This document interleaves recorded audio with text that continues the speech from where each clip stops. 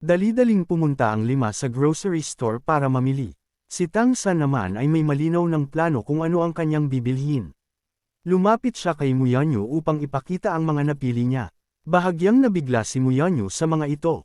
Ipinaliwanag niya na ang isa sa mga hawak ni Tang ay dragon tendon fruit, na mahusay para sa pagpapatibay ng kanyang meridians. Ngunit nang makita niya ang sapphire rattan, tinanong niya si Tang kung ano ang balak dito.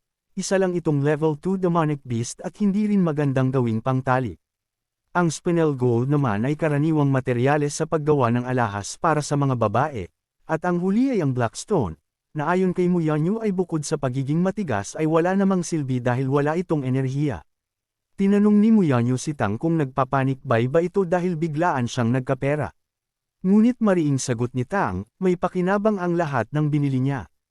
Sinabi niyang ang Blackstone ay balak niyang gawing sandata. Napabuntong hininga si Muyanyo at sinabing, kung sa bagay, pera naman ni Tang ang ginagastos kaya malaya siyang bumili ng anumang gusto niya. Pagkatapos mamili, bumalik sila sa kani-kanilang kwarto.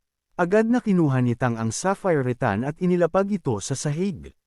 Dahil isa itong uri ng demonic beast, sinimulan niyang i-absorb ang bloodline nito. Matagumpay niyang nakuha ang level 1 mark at inilagay ito sa kanyang pang-anim na slot. Sinubukan niya ang bagong kapangyarihan at nakabuo siya ng tila isang halamang tumubo sa kanyang palad. Natuwa si Tang dahil kahawig iyon ng blue-silver grass mula sa kanyang nakaraang buhay. Naaalala niya si Xiao Wu, na gustong-gusto ang halamang iyon. Pagkatapos ng klase, dali-daling lumabas ng akademya si Tang at pumunta sa syudad. Pagdating niya sa milk tea shop ay nalungkot siya dahil wala roon si Xiao Wu. Nagpasya siyang bumili na lang at bumalik sa dormitoryo. Tinanong siya ng babae kung ano ang order niya at sinabi ni Tang na kukuha siya ng 14 cups ng milk tea. Nabanggit niyang dati ay isang batang babae ang nagbenta sa kanya kaya tinanong niya kung nasaan ito. Sagot ng babae, nasa paaralan si Xiao Wu at tumutulong lang siya sa shop kapag wala siyang pasok. Kinuha ni Tang ang milk tea at umalis. Habang naglalakad pauwi, nagulat siya sa nalaman. Iniisip niya kung paano nakakapasok sa paaralan ng mga halimaw ang isang human vessel. Naguguluhan siya kung ano nga ba ang pinagmulan ni Xiao Wu, lalo na't nagagawa nitong mag-aral sa loob mismo ng Carry City. Pagbalik niya sa akademya, ibinigay niya ang mga milk tea sa mga guro at sa kanyang mga kaklase. Pagkatapos ay nagpunta siya sa kwarto ni Mayor Zhang upang ibigay ang huling tasa. Tinanong siya ni Mayor Zhang kung nakain na niya ang dragon tendon fruit, at sagot naman ni Tang na plano niya itong kainin mamayang gabi. Pagkatapos ay sinabi ni Tang na may ipapakiusap siya. Ipinaalam niyang gusto niyang gumawa ng isang uri ng metal at nais niyang gamitin ni Mayor Zhang ang kanyang kapangyarihan upang makalikha ng apoy para dito. Pumayag si Mayor Zhang at sinabing sasamahan niya si Tang sa blacksmith shop kinabukasan ng hapon. Ipinabatid niya rin na itataas ang ranggo ni Tang sa organisasyo sa orange rank, ngunit kailangan nitong manatiling low profile sa loob ng akademya. Tumugon si Tang na nauunawaan niya, saka siya umalis. Habang naglalakad, iniisip ni Tang kung paano niya muling makikita si Xiao Wu. Naisip niyang kailangan niyang siyasatin ang lahat ng paaralan sa Carry City, ngunit ang unang kailangan niya ay isang detalyadong mapa ng syudad. Pagsapit ng gabi, kinain niya ang dragon tendon fruit at nagsimulang mag-meditate. Isang malakas na enerhiya mula sa prutas ang bumalot sa kanyang katawan. Inabot siya ng umaga bago tuluyang malinis ang mga dumi sa loob ng kanyang katawan. Pagkatapos ay naligo siya bago pumasok sa klase. Napansin ni Dubai ang pagbabago kay Tang. Sinabi niyang mukhang tunay na epektibo ang dragon tendon fruit, lalo't maging si Cheng ay nagbago rin matapos kainin ang parehong prutas. Pagkatapos ng klase, nagtungo sina Mayor Zhang at Tang sa blacksmith shop. Tinanong ni Tang kung maaari bang liyaban ni Mayor Zhang ang bato. Nagulat si Mayor Zhang nang malaman niyang ang nais palang liyaban ni Tang ay ang blackstone. Tinanong niya kung ano ang balak nitong gawin dito, at sagot ni Tang ay may gusto lang siyang subukan. Pumayag si Mayor Zhang at sinimulang liyaban ang bato. Hiniling ni Tang na itaas pa ang temperatura, at ginawa naman ito ni Mayor Zhang. Kinuha ni Tang ang nagbabagang bato, inilagay sa polihan, at tuloy-tuloy niya itong hinampas. Napansin ni Mayor Zhang na nag-iba ang aura ni Tang nang simulang hawakan nito ang martilyo. Ilang sandali pa, nagulat siya nang makita na ang black stone ay unti-unting nagiging metal. Nagpatuloy si Tang sa pagpukpok. Napangiti siya nang makita niyang tama ang kanyang hinala, isa itong black gold ore. Tinanong ni Mayor Zhang kung anong klaseng metal iyon at kung ano ang liwanag na lumabas mula rito. Sumagot si Tang na hindi rin niya alam, pero ipinagpatuloy nila ang paggawa. Makalipas ang ilang oras, nagawa ni Tang na gawing black gold ores ang lahat ng bato. Inilabas niya ang kanyang spiritual pouch, na agad na ikinagulat ni Mayor Zhang, kaya tinanong niya kung saan ito nakuha ni Tang. Sinabi ni Tang na ang spiritual pouch ay galing sa Windwolf Town. Ikinwento niya na nakuha niya ito mula sa mayor ng Windwolf Clan matapos silang maglaban, na pinatay niya ito at inabsorb ang bloodline nito. Iyon ang dahilan kung bakit level 5 na siya noong dumating siya sa akademya. Walang pag-aalinlangan itong ibinahagi ni Tang dahil lubos na siyang nagtitiwala sa redemption at kay Mayor Zhang. Nagulat si Mayor Zhang kung paano niya napatay ang mayor ng Windwolf Clan, dahil sigurado siyang level 4 pa lamang si Tang noon habang level 5 ang mayor. Ipinaliwanag ni Tang na noong makasalubong niya ito ay malubha na itong sugatan matapos makipaglaban sa malakas na leader ng Flash Leopard, kaya sinamantala niya ang pagkakataon. Sa wakas ay naunawaan ni Mayor Zhang na si Tang ang tunay na dahilan kung bakit patuloy ang labanan ngayon sa pagitan ng Windwolf Clan at Flash Leopard Clan.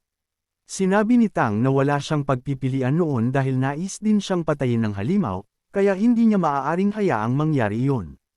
Seryosong napatitig si Mayor Zhang kay Tang. Naalala niya ang tapang, maturity, at kalmadong pagdedesisyon ni Tang kahit sa mapanganib na sitwasyon.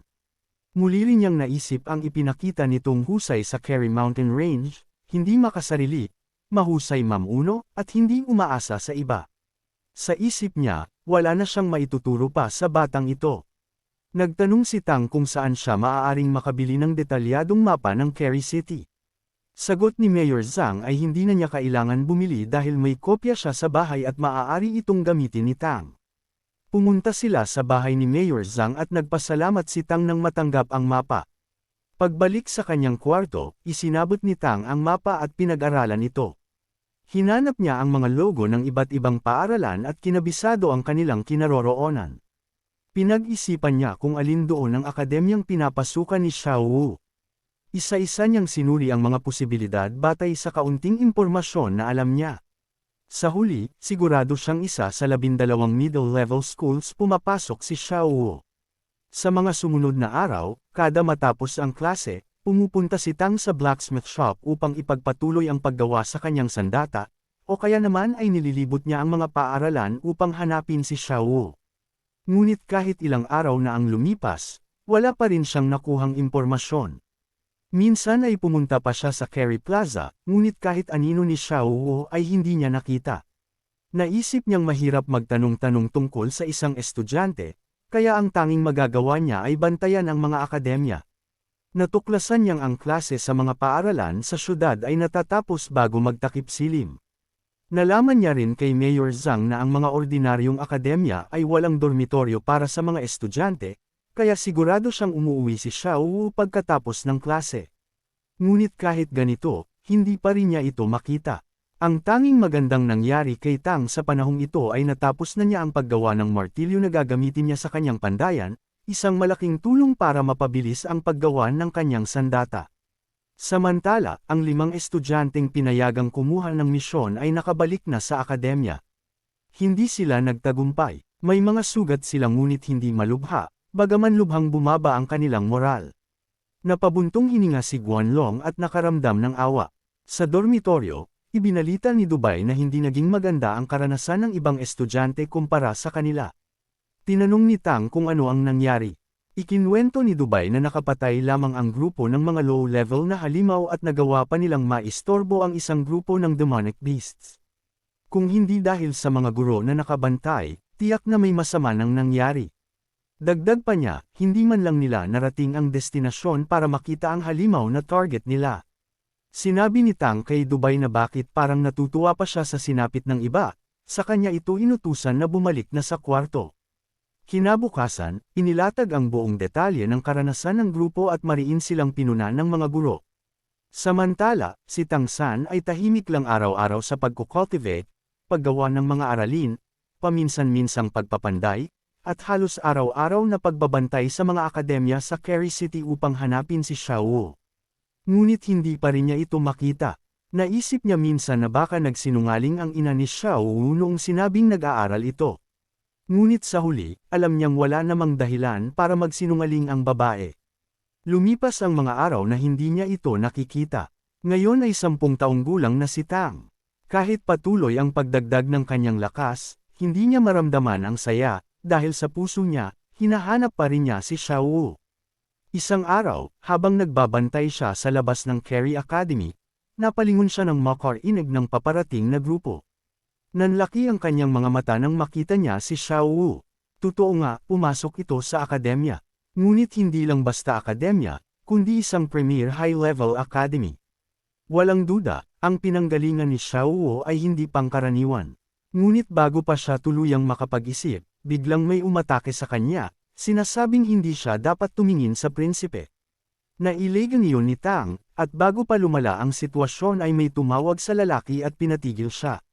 Isang lalaking may dilaw na buhok ang nagsabing huwag nang magalit at magpatuloy na lang silang maglakad. Nagtagpo ang mga mata ni Tang at Xiao Wu, at alam niyang nakilala siya nito. Bago sila umalis, binalaan pa siya ng matabang lalaki na panatilihing nakayuko ang ulo. Ginawa naman ni Tang iyon, ngunit may halong panggigigil sa loob. Pagkaalis ng grupo, naisip niya kung ang lalaking may dilaw na buhok ay karibal ba niya, o isa lamang ordinaryong kaklase ni Xiao Wu. Ngunit sa huli, natuwa siya, dahil sa wakas, nakita niya ulit ang matagal na niyang hinahanap. Maya-maya pa, pumunta siya kay Wu Bangji at sinabi ang kanyang plano. Nagulat si Wu Bangji nang malamang balak niyang kumuha ng sparring mission laban sa Kerry Academy. Hindi ito pumayag at ipinaalala niyang sinabi ng mayor na maaari lamang siyang kumuha ng ibang misyon maliban sa sparring. Para kumbansihin si Wu Bangji, sinabi ni Tang na may ituturo siyang teknik na siguradong pumapatay ng halimaw na mababa sa level 6 sa isang tira. Hindi makapaniwala si Wu Bangji at hiniling na ipakita ito. Pumunta sila sa labas. Inutusan ni Tang si Wu Bangji na gumawa ng triple ice shield at ice elemental body.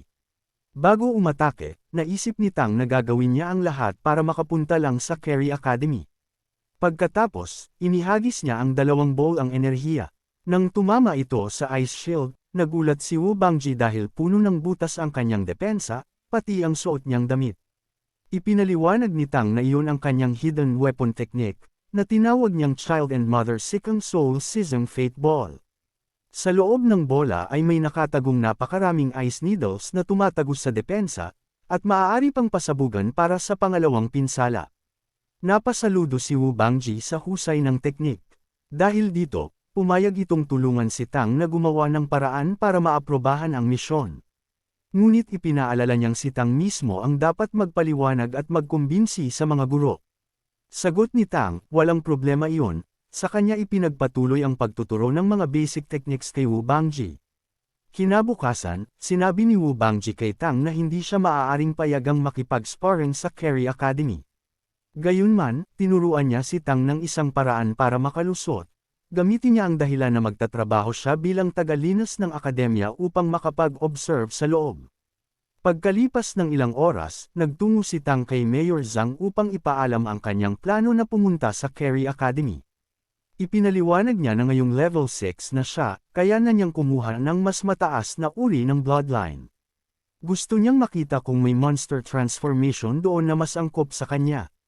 Ngunit nagdalawang isip si Mayor Zhang.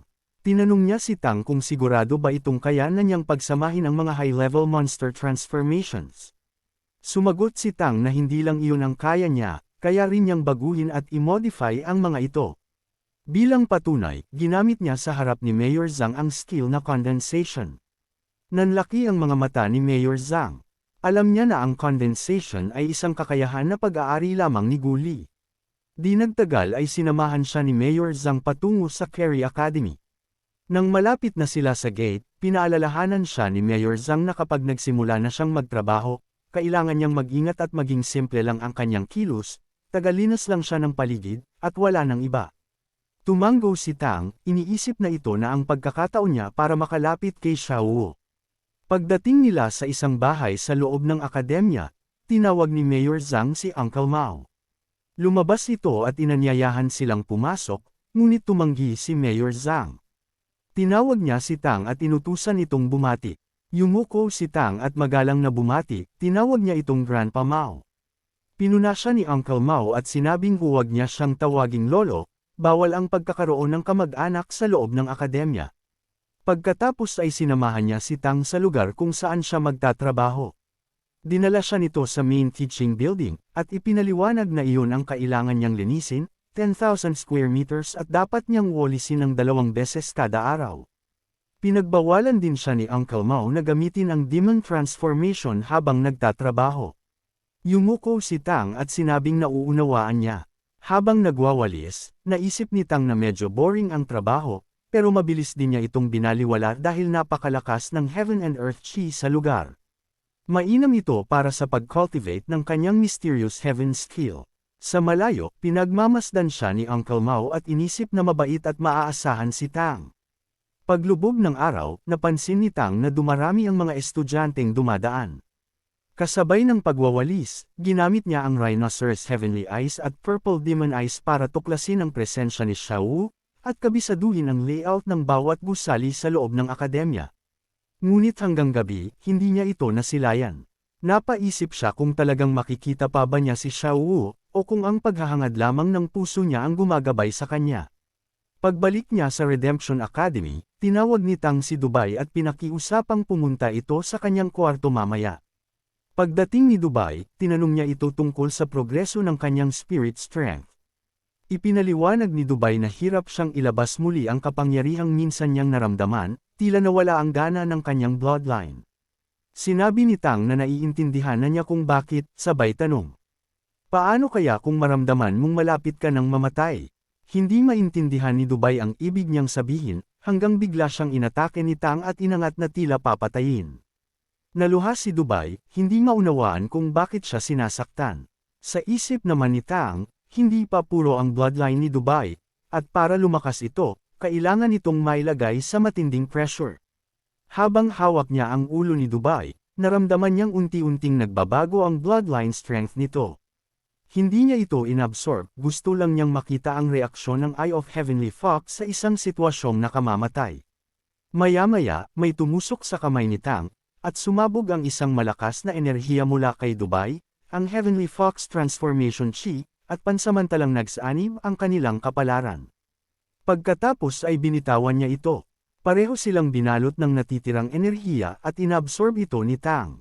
Nang makabawi si Dubai, hingal na hingal itong nagtanong kung talagang papatayin ba siya ni Tang. Ipinaliwanag ni Tang na iyon ang paraan para hikayatin ang Eye of Heavenly Fox na mag-release ng kapangyarihan, kailangan itong pasabugan mula sa labas. Sinabi rin niya kay Dubai na subukang ilabas muli ang kapangyarihan. Laking tuwa ni Dubai nang maramdaman niyang bumalik ang lakas na dati niya lamang naramdaman noong nagkaroon siya ng malaking progreso. Kinabukasan, sabay silang nag-cultivate ng Purple Demon Eyes sa bundok. Matapos ang pahinga, nakabawi si Dubai at mas lumakas ang kanyang Heavenly Fox Eyes. Muli siyang nagpasalamat kay Tang. Sinabi ni Tang na kung ipagpapatuloy ito ni Dubai, magagamit niya yun para iligtas ang sarili sa hinaharap. Muling bumalik si Tang mag-isa sa Carey Academy. Sa kaibuturan ng kanyang puso, alam niyang makikita na niya si Xiao Wu ngayon. Pinuri siya ni Uncle Mao dahil sa napakaganda niyang trabaho kahapon, at ikinwento nitong pinuri rin siya mismo ng Dean. Yumuko si Tang at nagpasalamat, maganda ang simula ng araw, kaya pakiramdam niya ay swerte siya ngayon. Dumating ang isang lalaki at hinanap si Uncle Mao. Sinabi nitong kailangan ng linisin ang cultivation area dahil susuriin ito ng Dean. Inutusan ni Uncle Mao si Tang at tinawag ang iba pang tagalinis. Dinala nila si Tang sa Demon War Zone, isang arena na nahahati sa ground floor at underground floor. Dito nagsasanay ang mga estudyante sa actual combat. Pagpasok pa lang niya, naramdaman niya ang matinding energy formation, kalat ang mabangis na enerhiya sa paligid. Inutusan siya ni Uncle Mao na kumuha ng balde ng tubig at linisin ang mga sulok ng pader. Ngunit napatigil si Tang nang makita niya ang dalawang grupo ng Monster Race students na naglalaban, tig-7 miyembro bawat isa. At doon niya ito nakita. Si Xiao Wu. Napapalibutan ng berdeng aura, may malabalahibong enerhiya sa katawan, at ang buhok nito ay pinaghalong berde at asol, naisip niyang ito ang kanyang divine transformation. Nanlaki ang mga mata ni Tang. Hindi siya makapaniwala, totoong swerte ang araw na ito. Ngunit bigla siyang sinuntok ni Uncle Mao at sinabing bumalik siya sa trabaho. Dahil kung hindi nila matatapos ang kanilang gawain ay tiyak na mapapahamak sila. Agad na sumagot ng oo si Tang, pero hindi niya maalis ang tingin kay Xiao Wu. Maraming salamat sa panunood. Kung nagustuhan mo ang video na ito, huwag kalimutang i-like, mag-subscribe, at i-share sa mga kaibigan mo. I-click na rin ang notification bell para lagi kang updated sa mga susunod nating kwento. Hanggang sa muli, kita-kits sa susunod na kabanata.